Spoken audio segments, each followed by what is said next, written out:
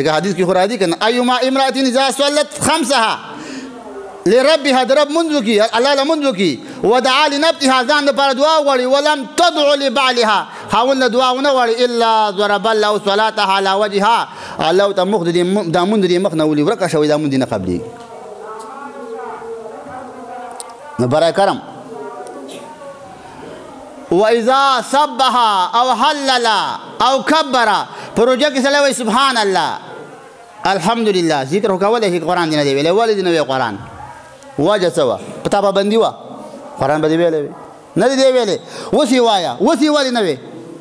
پیسو په سلا لاندې